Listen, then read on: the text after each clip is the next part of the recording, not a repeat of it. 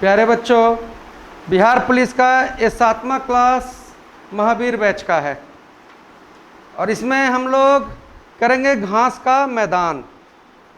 यह एक बहुत ही इम्पोर्टेंट टॉपिक है और इस टॉपिक से आपको पक्का प्रश्न आएगा। और आप लोग में जो बच्चा एलिजिबल है, जल्द से जल्द अपना फॉर्म भर के अपने यार कार्रवाई में लग जाइए। तो क्या आप लोग फॉर्म भरने का कार्रवाई चालू कर दिए हैं? पूरा जोश के साथ तैयारी करना है ना? तो अभी जो ज्योग्राफी का 2-3 क्लास होगा वो सब इम्पोर्टेंट क्लास होगा और उससे पक्का प्रश्न आता है। जैसे आपका यार घास का मैदान हो गया, जैसे आपका यार गर्म और ठंडी वायुधारा हो गया कि चिनूक कहाँ चलता है ना जी, सिरोक कहाँ चलता है, नॉर्वेस्टर कहाँ चलता है, जंग से हवा है, फिर समुद्री जलधाराएं हैं। तो मैं देखता हूँ कि यार ये सब टॉपिक से पक्का प्रश्न रहता है। तो आज हम लोग चर्चा करेंगे बच्चों घास का मैदान। अच्छा से समझना है,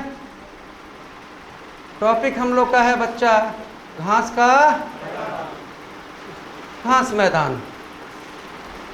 अब देखिए, सबसे पहले समझिए दुनिया में कहाँ कहाँ बड़ा बड़ा घास का मैदान है। इसमें 2-3 तरह का करके आपको प्रश्न पूछेगा। पहले डायरेक्ट यार कोई घास का मैदान दे देगा और कहेगा कि कहाँ पर स्थित है। दूसरे तरीके से आपको पूछता है कि घास का मैदान दे दिया और पूछा जाएगा कि ये उष्णकटिबंधीय है कि समशीतोष्ण है। तो जानिए कि 2 तरह का आपको यार घास का मैदान है। एक है यार उष्णकटिबंधीय। क्या है बच्चा? उष्णकटिबंधीय।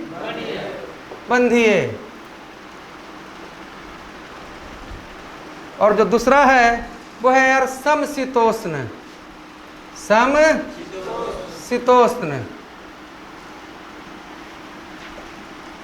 तो मैंने कहा कि 2 तरह का घास का मैदान है। एक आपका क्या उष्णकटिबंधीय और दूसरा क्या? अब कैसे हम पता करेंगे कि कौन घास का मैदान उष्णकटिबंधीय है और कौन समशीतोष्ण है ना जी? देखिए, जितना करा रहा हूँ उससे समझ लेना कि चाहे तू बिहार पुलिस दे रहा है, चाहे तू SSC GD दे रहा है, और आज के डेट में कोई भी कंपटीशन 99.99% है कि इतना में से तुमको एक आएगा। और जो बता रहे हैं है ना जी, वो दोनों में से किसी रूप में आ सकता है। या तो आपको मतलब कि घास का मैदान दे दे और जगह के बारे में पूछ ले, या तो घास का मैदान दे दे और उसके प्रकार के बारे में पूछ ले। तो हम लोगों ने बात किया कि घास का मैदान एक आपका यार उष्णकटिबंधीय और दूसरा बच्चों क्या? और प्रश्न उठता है कि हम कैसे इस चीज को पहचानेंगे। तो देखिए,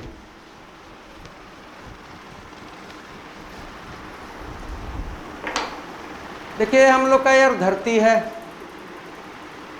भाई। गोला पूरा अच्छा से नहीं बन पाया, ठीक ना? पर आप समझ लीजिए, मेन चीज क्या है आपका समझना। तो हमारा क्या है जी? धरती है। और धरती के बीचों बीच 2 भाग में बांटने वाला आपका कौन सा रेखा है? तो विषुवत रेखा। कौन है बच्चा?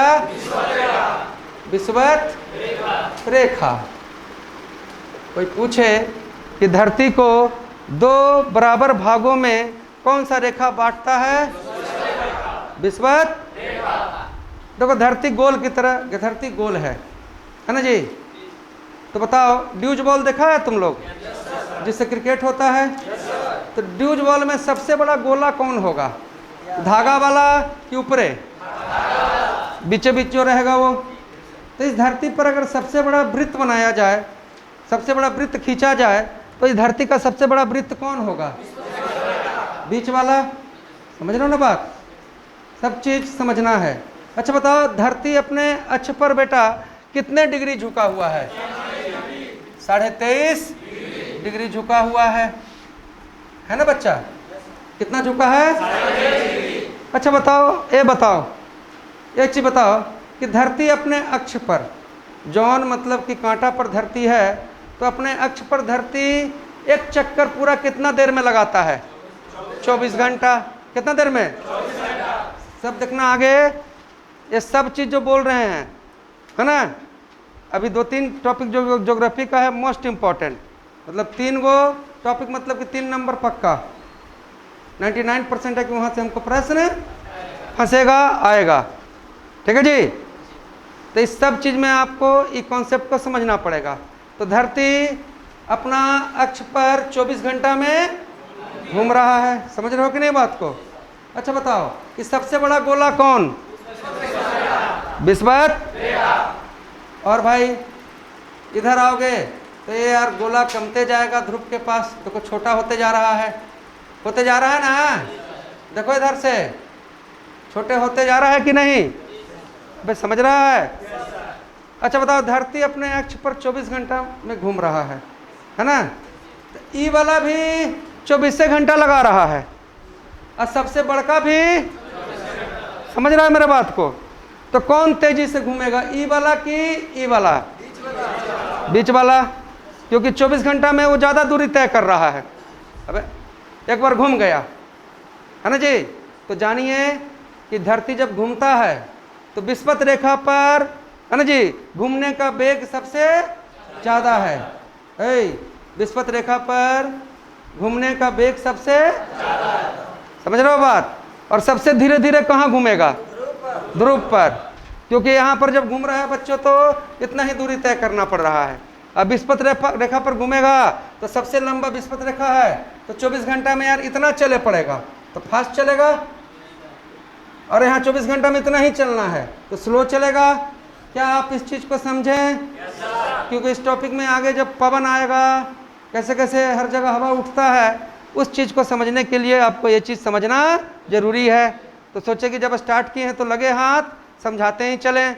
लेकिन बात तो हम लोग कर रहे हैं बच्चों यार घास का, और घास में हमने आपको बताया 2 तरह का घास का मैदान है।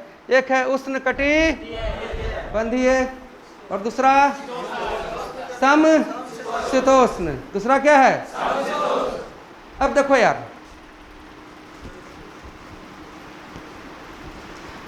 प्रश्न उठता है कि कैसे हम पहचानेंगे कि कौन उष्णकटिबंधीय रेंज में आता है और कौन समशीतोष्ण रेंज में आता है।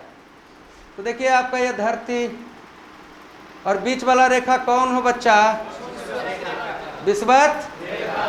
ठीक है भाई, माफ कर देना, थोड़ा बहुत टेढ़ा बड़ा बन गया, ठीक ना, समझ जाओ अच्छा से, ठीक है। बीच में कौन? विषुवत रेखा, ठीक है जी। अब बच्चा देखो यार, विषुवत रेखा 0 डिग्री है ना। तो 0 डिग्री से 90, कितना? 90 यार नीचे अक्षांश है, हैं? और 0 डिग्री से ऊपर कितना अक्षांश? 90 है बउआ। 0 डिग्री से ऊपर कितना? 90। और नीचे कितना? 90, है ना।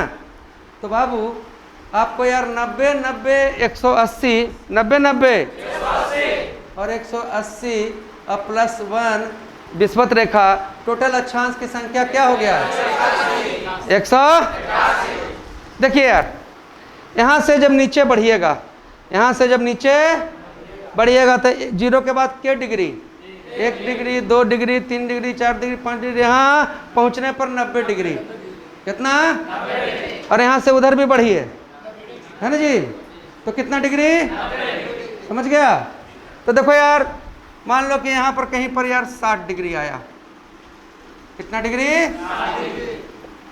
और ए वाला नीचे वाला कितना डिग्री है बच्चा? 90 डिग्री, ठीक है जी।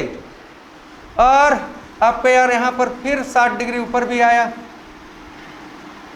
और यहाँ पर मान लीजिए कि ये क्या है? 90 डिग्री। देखिए जो घास का मैदान, जो घास का मैदान ये 90 से 60 के बीच में टिकल रहेगा। भाई ये धरती हम बनाए हैं तो इस जगह पर कुछ ना कुछ तो होगा ना। तो जो घास का मैदान आपको यार ये 90 से 60 के बीच में, ऊपर भी 90 से 60, नीचे भी 90 से 60, इस रेंज में जो घास का मैदान रहेगा उसको हम लोग कहेंगे यार समशीतोष्ण। क्या कहेंगे बच्चों? समशीतोष्ण। और भैया ये वाला रेंज, इधर वाला 60 से इधर 0 और 60 से 0, ये गर्म पट्टी है ना जी। इस रेंज में जो घास के मैदान होंगे उसको हम लोग कहेंगे उष्ण कटी।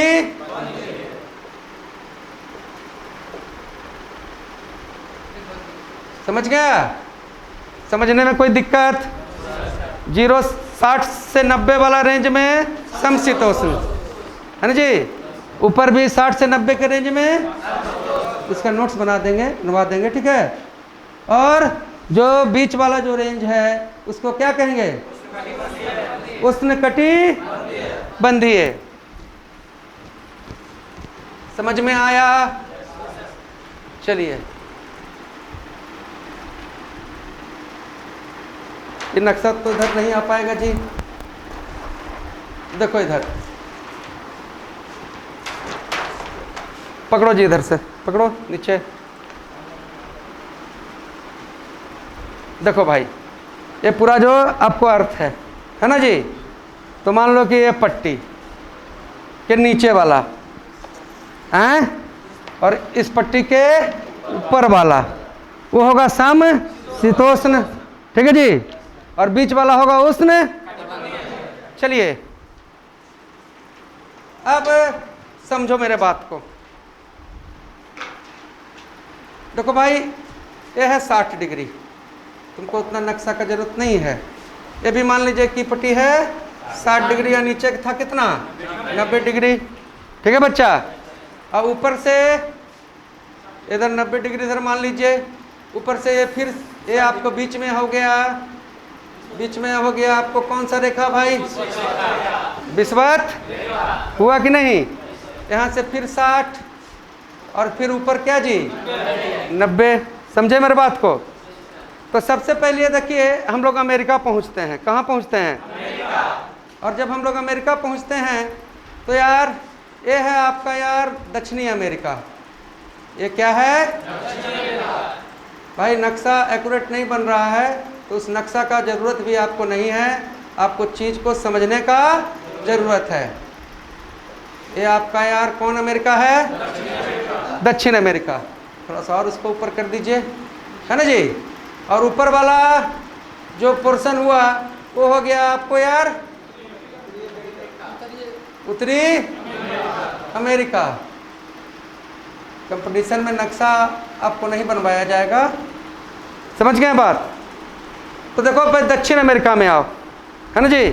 तो दक्षिण अमेरिका में 3 घास का मैदान। कितना घास का मैदान? 3 घास का मैदान हमें पढ़ना है, ठीक है जी। और ये 3 घास का मैदान ये 60 डिग्री से ऊपर है, 60 डिग्री से। तो दक्षिण अमेरिका में जो हमको 3 घास का मैदान पढ़ना है, तो इस जगह पर है यार आपको यार कंबोज। क्या है? कंबोज। और ये जगह का नाम है यार ब्राज़ील। क्या नाम है बच्चा? ब्राज़ील। अब हम नहीं बोलेंगे, तुमसे प्रश्न आ जाए कि कंबोज उष्णकटिबंधीय है, समशीतोष्ण है, दोनों है, इसमें से कोई नहीं है भैया। 60 से ऊपर है तो क्या है? उष्ण। कहेगा कंबोज है कहाँ? ब्राज़ील में। कोई प्रॉब्लम? दूसरा देखिए यार, यहाँ पर एक घास का मैदान दक्षिण अमेरिका में है जिसका नाम है यार लानोज। क्या नाम है? लानोज।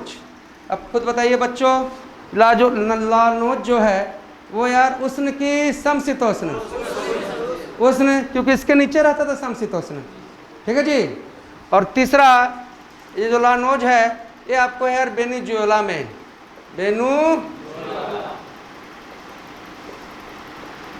कहाँ है जी? और एक दक्षिण अमेरिका में एक और घास का मैदान यहाँ पर है, इसका नाम है यार सेलबास। क्या नाम है? सेलबास। और सेलबास जो है वो है अमेजन में। कहाँ है? अमेजन नदी घाटी, ठीक है जी। और दक्षिण अमेरिका में एक और घास का मैदान है यहाँ पर, ठीक है, देख रहे हो? यहाँ पर है, इसको कहते हैं यार पंपाज। क्या कहते हैं? पंपाज। क्या कहें? तो कितने घास का मैदान मैंने चर्चा किया? 4। कितने? अब कहेगा कि लानोज कहाँ है? वेनेजुएला। कहाँ रे? कहेगा सेल्वास कहाँ है? अमेजन की घाटी। अमेजन की कहेगा कंबोज कहाँ है? ब्राजील। कहाँ? और मेरे भाई, जब आपसे पूछा जाए कि कंबोज उष्णकटिबंधीय कि समशीतोष्ण? उष्णकटि, कि भैया ये 60 वाला क्राइटेरिया से ऊपर है। और जो पंपाज है ये है आपको यार अर्जेंटीना में। अर्जेंटीना। अर्जेंटीना भी आपको है यार दक्षिण अमेरिका में। तो प्यारे बच्चों, इतना चीज को पहले नोट कीजिए, फिर आगे बढ़ेंगे हम लोग, नहीं तो भूलने का भी प्रवृत्ति आपको ज़्यादा है। लिखिए, टॉपिक क्या लिखेंगे? घास का मैदान।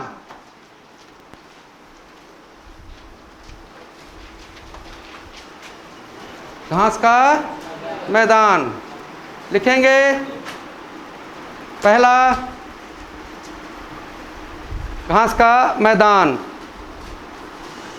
और जो बच्चे ऑनलाइन भी देख रहे हैं, इसी तरीके से इस नोट्स को बनाइए, क्योंकि ये बहुत इंपॉर्टेंट टॉपिक है और इससे पक्का प्रश्न आपको पूछा जाएगा। लिखिए सबसे पहले समशीतोष्ण।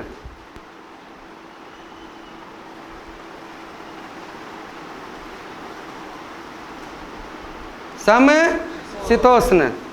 लिखिए जो घास का मैदान 60 डिग्री से 90 डिग्री के 60 डिग्री से 90 डिग्री अक्षांश के बीच है, जो घास के मैदान 60 डिग्री से 90 डिग्री अक्षांश के बीच है, उसे समशीतोष्ण घास का मैदान कहते हैं। 60 डिग्री से 90 डिग्री अक्षांश के बीच है, उसे समशीतोष्ण घास का मैदान कहते हैं।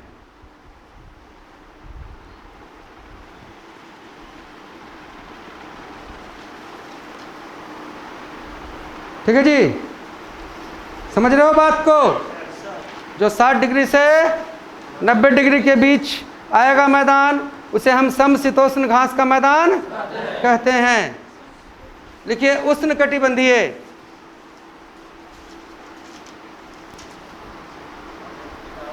क्या लिखेंगे जी? उष्णकटिबंधीय।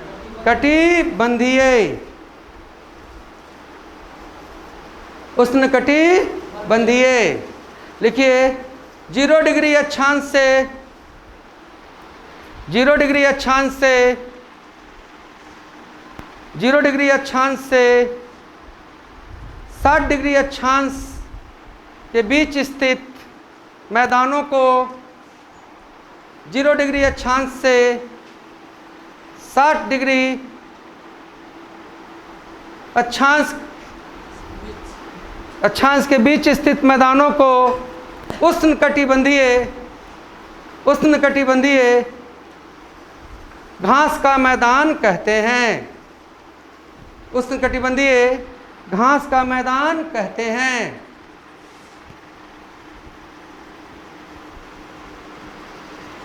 लिख लिए? उष्णकटिबंधीय घास का मैदान कहते हैं। लिखिए पहले, उष्णकटिबंधीय घास के मैदान का उदाहरण। उष्णकटिबंधीय घास के मैदान का उदाहरण। उष्णकटिबंधीय घास के मैदान का उदाहरण लिखेंगे। पहला, लानोज। क्या लिखेंगे? लानोज। ठीक है जी, क्या लिखेंगे? लानोज। ठीक है बच्चों, लिखिए यह मैदान, लानोज के बारे में लिखें। यह मैदान दक्षिण अमेरिका के वेनेजुएला में स्थित है।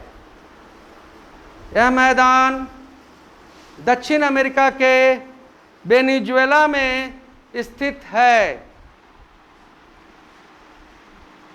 यह मैदान दक्षिण अमेरिका के वेनेजुएला में स्थित है। यह मैदान दक्षिण अमेरिका के वेनेजुएला में स्थित है। ठीक है जी। दूसरा नोट करेंगे कंबोज।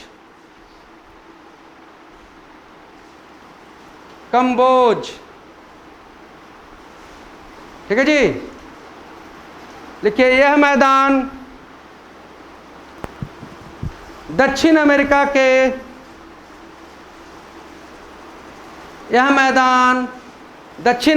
के ब्राजील में स्थित है। यह मैदान दक्षिण अमेरिका के ब्राजील में स्थित है। यह मैदान दक्षिण अमेरिका के ब्राजील में स्थित है। लिख लिए। तीसरा नोट करें, सिलबास।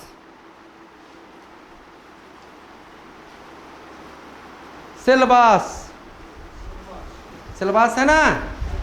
ये सब कौन सा है? समशीतोष्ण की उष्णकटिबंधीय है।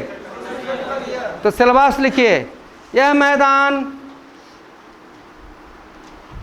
मैदान दक्षिण अमेरिका के अमेजन घाटी में है। यह मैदान दक्षिण अमेरिका के अमेजन घाटी में है। यह मैदान दक्षिण अमेरिका के अमेजन घाटी में है।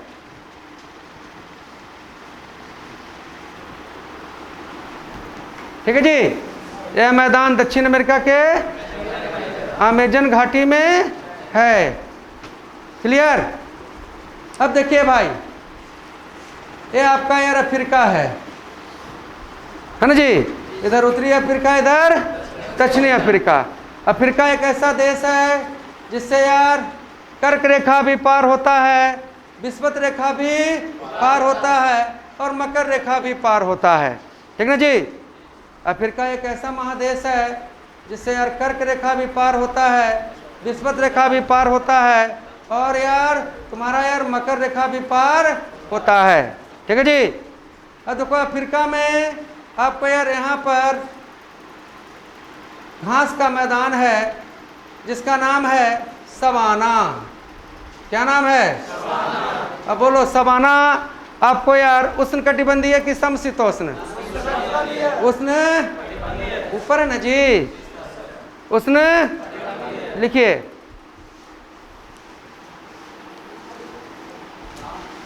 यहाँ पर सवाना लिख लिए। लिखिए, उत्तरी अफ्रीका का सवाना घास का मैदान, उत्तरी अफ्रीका का सवाना घास का मैदान उष्णकटिबंधीय मैदान है।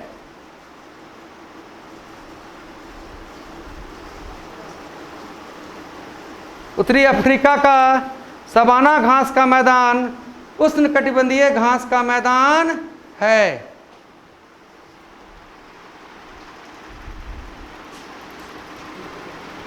उत्तरी अफ्रीका का सवाना घास का मैदान उष्णकटिबंधीय घास का मैदान है।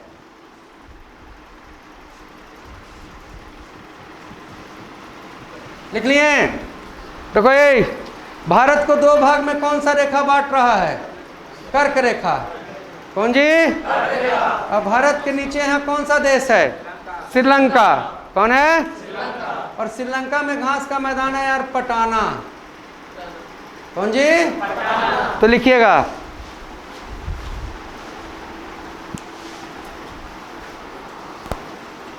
ये सारा हम लोग यार उष्णकटिबंधीय घास ही लिख रहे हैं। ठीक है जी। लिखिए, पटाना घास का मैदान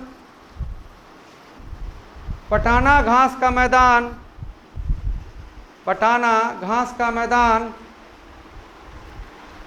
श्रीलंका में स्थित है। पटाना घास का मैदान श्रीलंका में स्थित है। पटाना घास का मैदान श्रीलंका में स्थित है। अच्छा बच्चों, हम लोग ने उष्णकटिबंधीय घास का मैदान कितने किए? 5। एक लानोज, एक एक लानोज, एक कंबोज और एक सेलबास, एक सवाना और एक पटाना। कितना किए हो? कौन सी छोटू? लानोज, कंपोज, सेलबास, सवाना और अब लिखो समशीतोष्ण घास के मैदान। समशीतोष्ण घास के मैदान। समशीतोष्ण घास के मैदान लिखें। समशीतोष्ण घास के मैदान लिख लिए। पहला लिखिए प्रेरीज।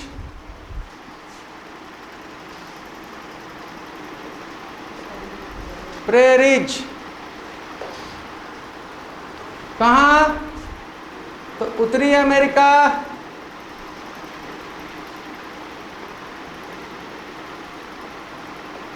और कनाडा।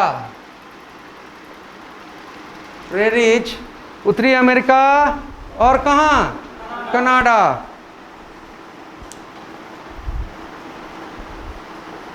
समशीतोष्ण में पहला क्या लिखें?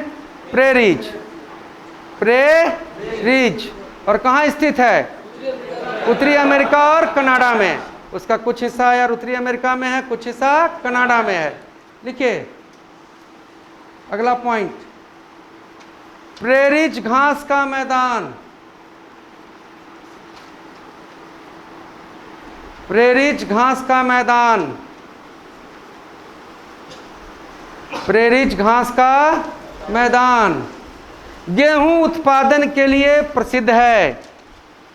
प्रेरीज घास का मैदान गेहूं उत्पादन के लिए प्रसिद्ध है, इसलिए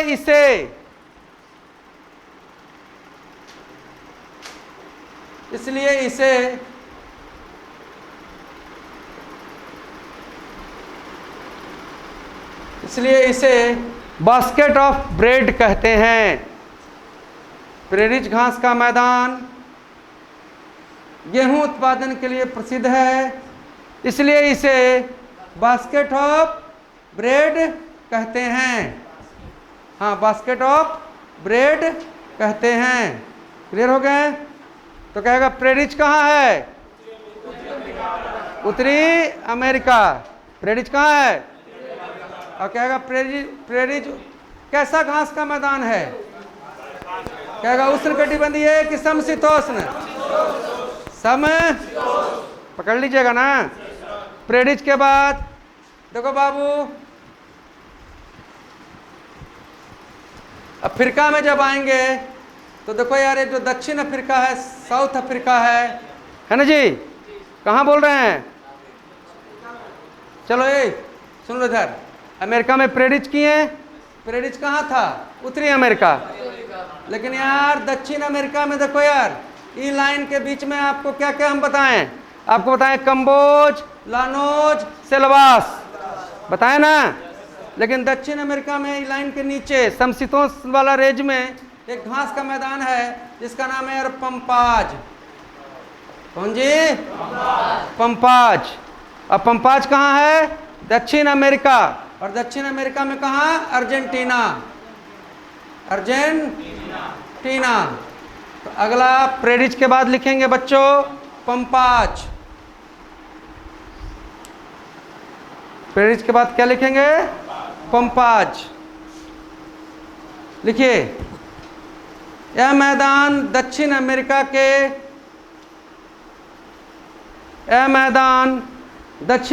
के अर्जेंटीना में स्थित है। यह मैदान दक्षिण अमेरिका के अर्जेंटीना में स्थित है। यह मैदान दक्षिण अमेरिका के अर्जेंटीना में स्थित है। क्लियर? क्या गो समशीतोष्ण भी लिखाए हैं? 2 गो, एगो प्रेरीज और एगो पंपाज। प्रेरीज और प्रेरीज कहाँ? उत्तरी और पंपाज कहाँ? लेकिन यार लानोज कहाँ? वेनेजुएला। सेल्वास कहाँ? अमेजन। और कंबोज कहाँ? ब्राजील।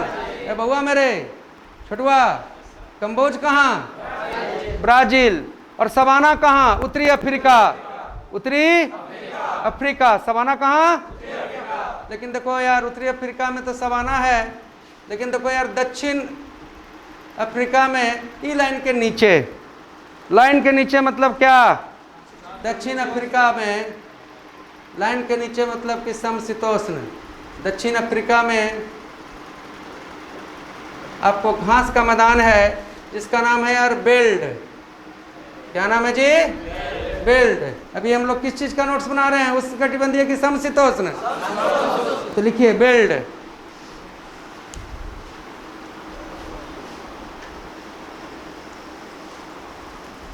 लिखिए बेल्ट। लिखें? लिखिए बेल्ट घास का मैदान दक्षिण अफ्रीका में स्थित है। बेल्ट घास का मैदान दक्षिण अफ्रीका में स्थित है। बेल्ट घास का मैदान दक्षिण अफ्रीका में स्थित है। बेल्ट घास का मैदान दक्षिण अफ्रीका में स्थित है।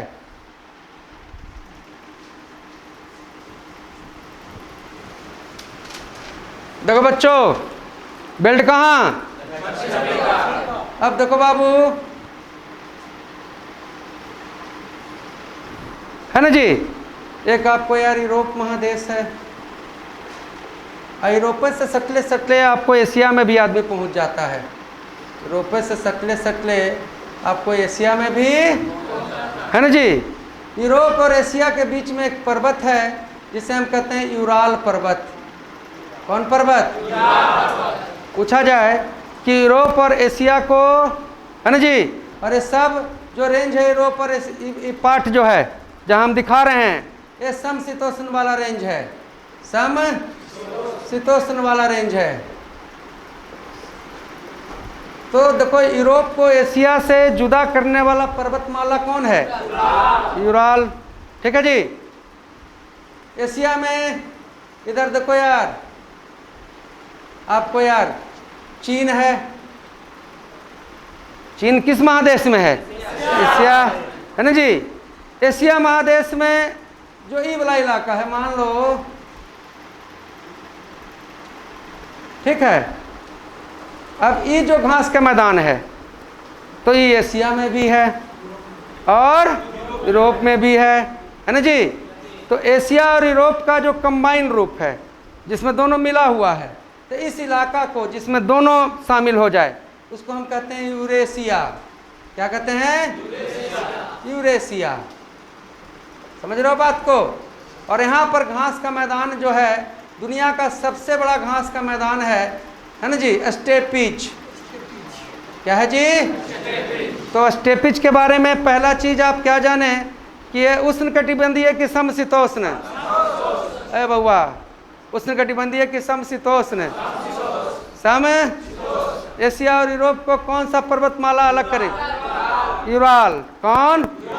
और एशिया और यूरोप का जो कंबाइन इलाका है उसे क्या कहते हैं? यूरेशिया। क्या देगा? स्टेपिज कहाँ है? यूरेशिया, है ना जी। जब मान लीजिए कि ऐसे ऑप्शन दे कि अफ्रीका और एशिया, यूरोप और एशिया, तो मार देंगे यूरोप और एशिया। लेकिन यार इस कंबाइन इलाका को हम लोग क्या कह रहे हैं? यूरेशिया। तो लिखिए, नोट्स बनाइए, नोट्स खुद बनाइए, सफल होना है तब।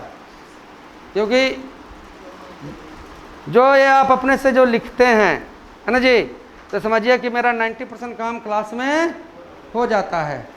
तो लिखिए, एशिया को यूरोप से एशिया को यूरोप से यूराल पर्वत अलग करता है। एशिया को यूरोप से यूराल पर्वत अलग करता है।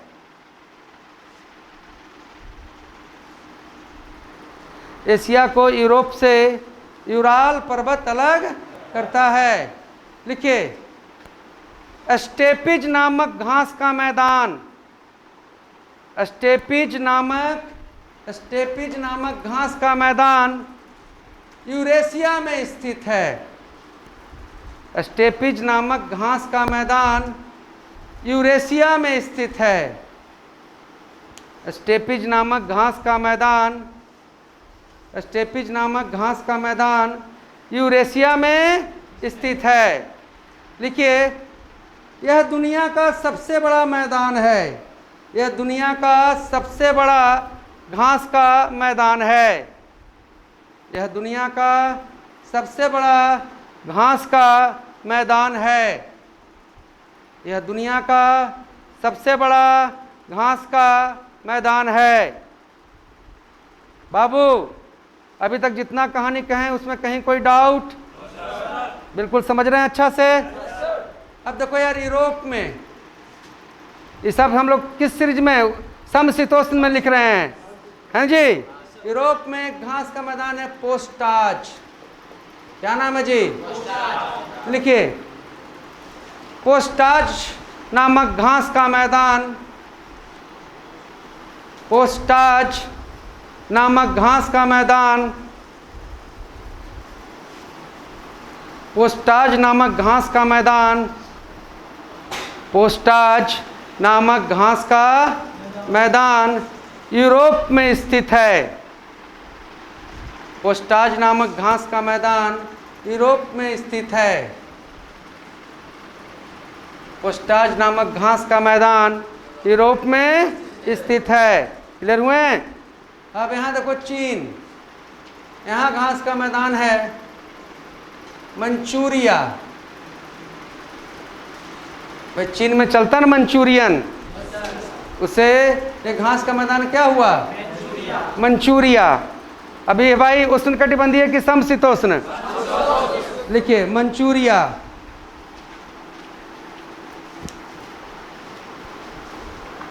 मंचूरिया नामक घास का मैदान चीन में है।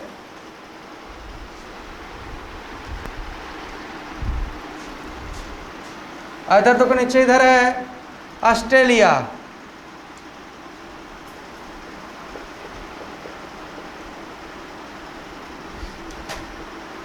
इधर क्या है?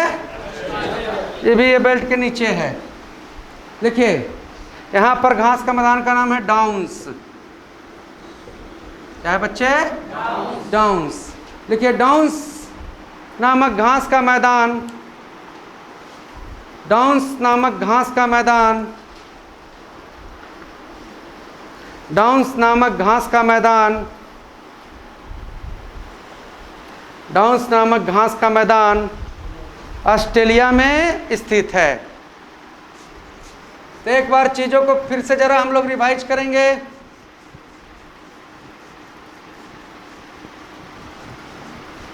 बताइए, उष्णकटिबंधीय में हमने आपको 5 घास का मैदान दिया, लानोज, कंबोज, सिलवास, सवाना, पटाना। फिर से एक बार बोलने छोटू, लानोज, कंबोज, सिलवास, हाँ जी, सवाना, पटाना। ठीक है जी।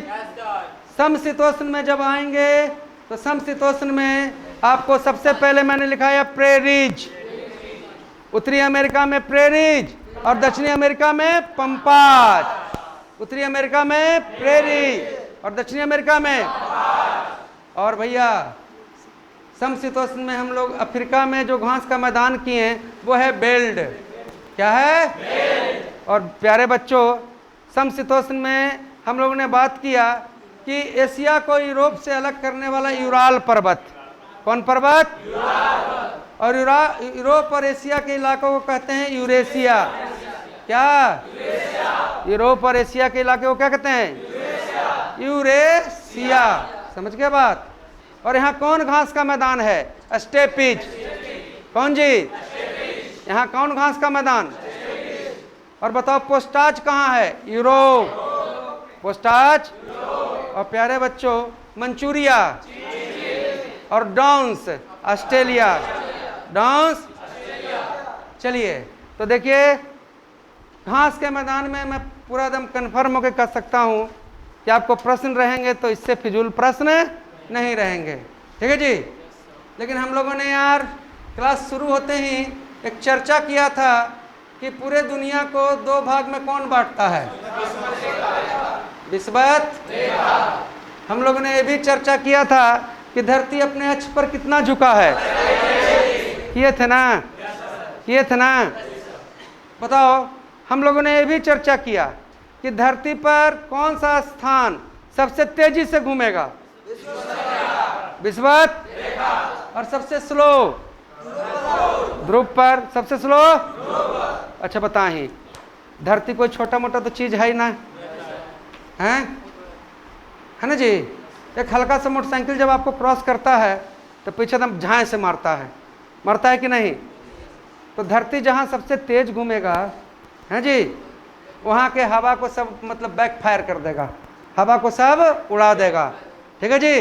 अबे समझा? इस हवा के उड़ाने के कारण धरती पर यार देखो, पहला चीज जान जाओ, जैसे हम लोग हवा में आ रहे हैं तो एक चीज दिमाग में आपको रखना है कि हवा हमेशा उच्च दाब से, हवा हमेशा उच्च दाब से निम्न दाब की ओर चलता है। समझ गया बात? तो हमारे धरती पर कई जगह यार उच्च दाब बन रहा है, कई जगह निम्न दाब बन रहा है। ये उच्च दाब और निम्न दाब बनने के पीछे दो कारण है। ये उच्च दाब और निम्न दाब बनने के पीछे दो कारण है। पहला कारण यार तापमान। क्या जी? तापमान। जहां ज्यादा गर्मी होगा तो गर्म होकर हवा ऊपर चला जाएगा। और दूसरा कारण है ना जी, धरती के घूमने की गति। धरती की घूमने की गति। जहां पर धरती ज्यादा तेजी से घूमेगा, है ना जी, वहां पर यार लो प्रेशर बन जाएगा। और जहां पर कम तेजी से घूमेगा वहां पर क्या है? हाई प्रेशर, है ना जी। तो हमारे धरती पर यार ऐसा बहुत सारा बेल्ट बनता है जहां पर यार low pressure, high pressure, low pressure, high pressure और हवाएं चलती हैं। ठीक ना जी? इस टॉपिक में ज़्यादा मैं नहीं घुसेड़ूंगा आपको। एक चीज़ और आपको जानना है, कल फिर हम लोग हवा को अच्छा से समझ लेंगे। इसमें धरती का घूमना इंपॉर्टेंट है, समझें? तो सबसे तेजी से कहाँ घूमा और सबसे स्लो? तुम भी बोलो, तू कल रुसल है। हाँ बोलो। सबसे स्लो ध्रुव पर, है ना जी। देखो भाई एक चीज और, ये विषुवत रेखा के ऊपर का जो धरती है इसे हम कहते हैं उत्तरी गोलार्ध। उत्तरी गोलार्ध। और विषुवत रेखा के, है ना जी, विषुवत रेखा के जो दक्षिण में है इसे हम कहते हैं यार दक्षिणी गोलार्ध। दक्षिणी गोलार्ध। प्यारे बच्चों, उत्तरी गोलार्ध में जब यहाँ से यार घुमा धरती तेजी से, है ना जी, तो यहाँ से हवा जो उठा, यहाँ जो हवा, तो उत्तरी गोलार्ध में आपको यार क्लॉक वाइज उठता है, ऐसे ऐसे उठता है, मतलब दाएं ओर। कहाँ? दाएं ओर। सब कल समझेंगे हम लोग। ठीक है जी। और दक्षिणी गोलार्ध में जो यार मतलब कि जो उठा वो कैसे भाई? बाएं ओर। कैसे? कहेगा कि दक्षिणी गोलार्ध में उठने वाली हवाएं, है ना जी, क्लॉक वाइज की एंटी क्लॉक वाइज, तो एंटी क्लॉक वाइज, है ना जी, दाएं की बाएं, बाएं, दक्षिणी गोलार्ध में बाएं और उत्तरी गोलार्ध में दाएं, है जी। अबे समझे? तो नोट कर लें इसको, फिर इसके आगे का क्लास कल किया जाएगा।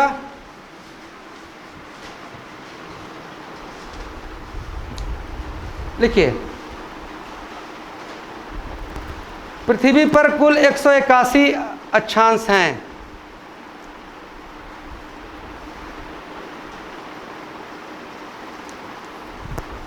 पृथ्वी पर कुल 181 अक्षांश हैं, 90 ऊपर और 90 नीचे और बीच में एगो विषुवत रेखा। लिखें, लिखिए, विषुवत रेखा, अगला पॉइंट, विषुवत रेखा का इलाका सबसे तीव्र गति से चक्कर लगाती है।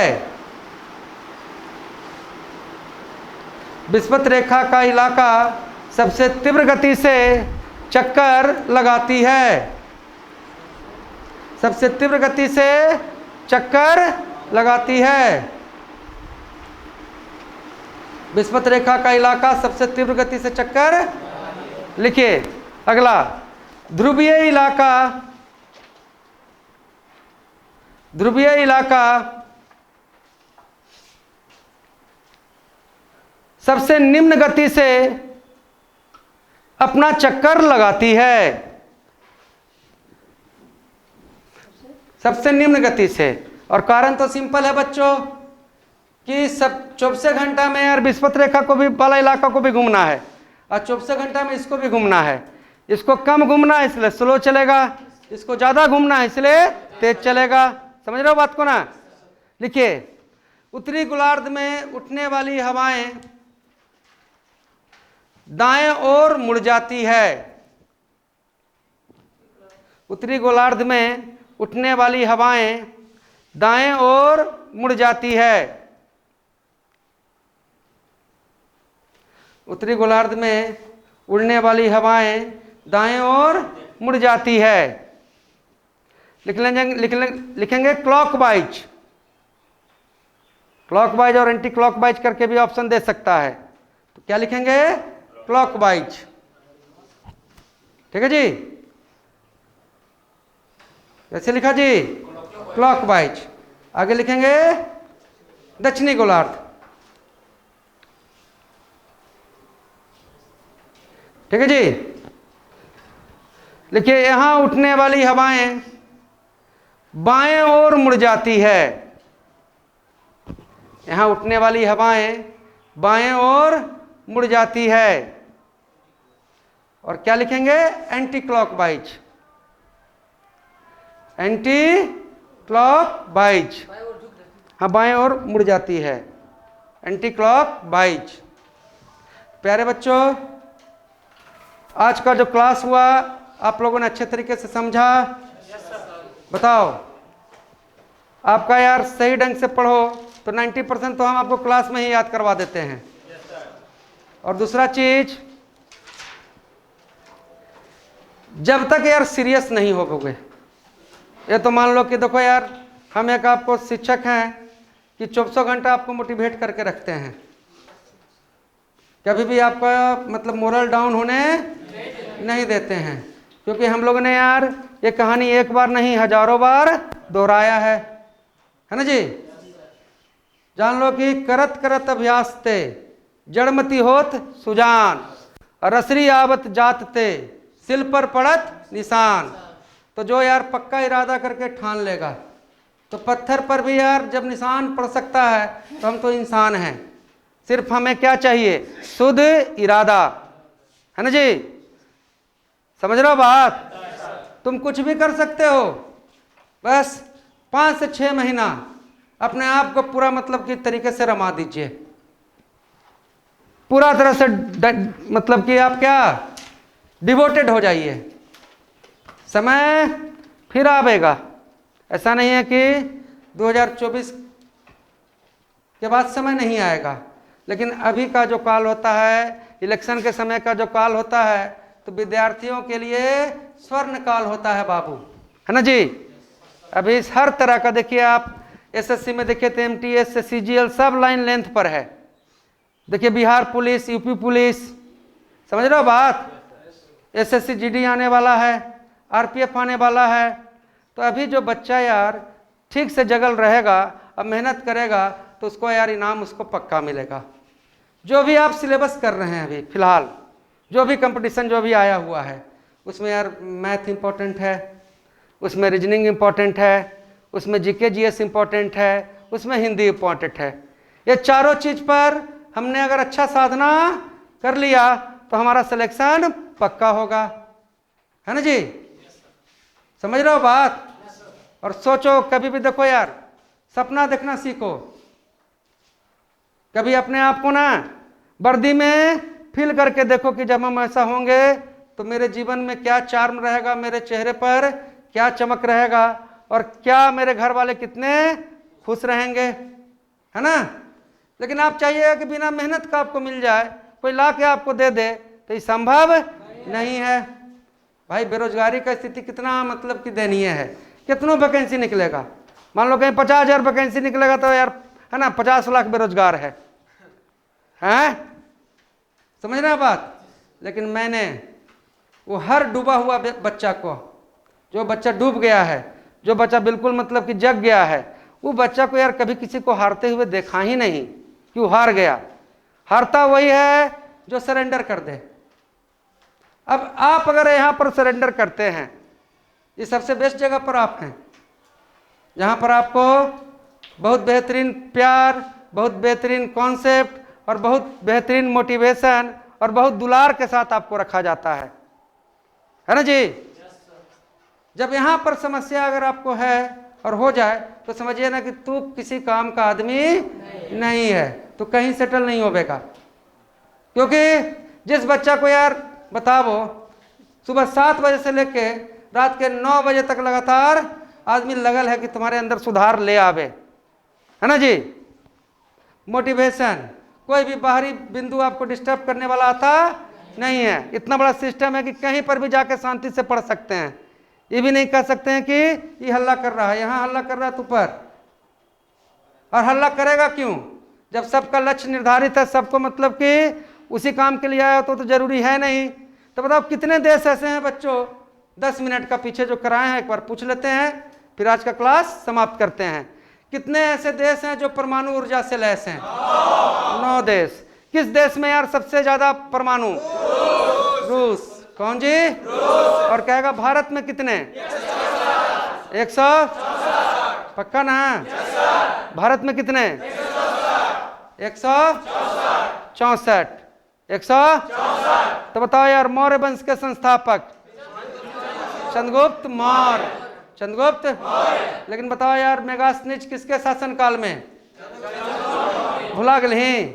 चंद्रगुप्त और ह्वेंगसांग, हर्ष और हाँ जी डाइकेमस। बोल भैया, लिखवालू ऐसा, बिंदुसार, डाइकेमस। लेकिन बताओ यार कि तुलसीदास के गुरु नरहरि दास। तुलसीदास के गुरु नरहरि, और यार कबीर दास के रामानंद। हाँ, कबीर वाला कौन बोल के अली? कबीर दास और रविदास के संत रामानंद, संत। और मीरा के गुरु रविदास, मीरा के। और सूरदास के बल्लभाचार्य, और विवेकानंद के रामकृष्ण परम। अरे बउआ, विवेकानंद के रामकृष्ण, और गोपाल कृष्ण गोखले महात्मा गांधी के। गोपाल कृष्ण गोखले।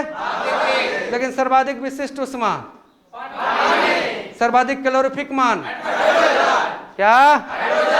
तो भाई पानी देर से गर्म क्यों हुआ? क्योंकि पानी का विशिष्ट उष्मा सर्वाधिक है। और पानी का विशिष्ट उष्मा कितना? 1 कैलोरी। कितना? और प्यारे बच्चों यार, मैंने आपको बताया था कि 1 कैलोरी में कितना जूल? 4.2 जूल। 4.2। और 1 किलो कैलोरी में कितना? 4200 जूल। 4200। तो बताओ यार, मीठा पानी का पृष्ठ तनाव कम कि कठोर जल का? मीठा जल का, है ना जी? मीठा जल का पृष्ठ तनाव कम। लेकिन पानी को गर्म करें तो पृष्ठ तनाव बढ़ेगा कि घटेगा? पृष्ठ तनाव गर्म करने पर घट जाएगा, साबुन मिलाने पर घट जाएगा, घट जाएगा, है ना जी। पेट्रोल किरासन मिलाने पर घट जाएगा, पेट्रोल और किरासन मिलाने पर, लेकिन पानी में नमक मिलाएं तो क्वथनांक बढ़ जाएगा। पानी में नमक मिलाए तो क्वथनांक, और बच्चों पानी में नमक मिलाने पर हिमांक घट जाएगा। हिमांक घटेगा और क्वथनांक। तो चलिए आप लोग जरूर मेरे बात से मोटिवेट होते होंगे, लेना है ना। तो देखो हम हैं, है ना जी, हम आपके लिए किसी भी रूप को धारण कर सकते हैं। तुमको जो सब्जेक्ट का जरूरत पड़े, लाख साधन रहे, लेकिन अगर आपको जरूरत पड़ जाए तो आपको अगर फ्रेंच जरूरत पड़ जाए कि नहीं, कंपटीशन में फ्रेंच है और फ्रेंच 10 को पूछवे करेगा, है ना जी। तो देखिए हमको इस काम में इतना लगन है ना, पढ़ाते समय है, देख रहे हैं चेहरा ऐसा काहे होता है, क्योंकि हमको उस चीज पर ध्यान ही नहीं जाता है। दम रम जाते हैं कि नहीं पढ़ाने में, ये पैसन है। तो जरूरत पड़ जाए फ्रेंच का ना, तो यार हम फ्रेंच पढ़ लेंगे और उस चीज को तुमको एकदम सरल रूप में समझाएंगे, पढ़ा देंगे, पर तुम पढ़ने वाला चाहिए, है ना जी। तो कल जो टास्क दिए थे मैथ में सब कर रहे ना, तो टेस्ट होगा आज दोपहरिया के बाद, और सोटा भी चलेगा। चलिए आप सबको बहुत बहुत प्यार, बेस्ट ऑफ लक, जय हिंद, जय भारत।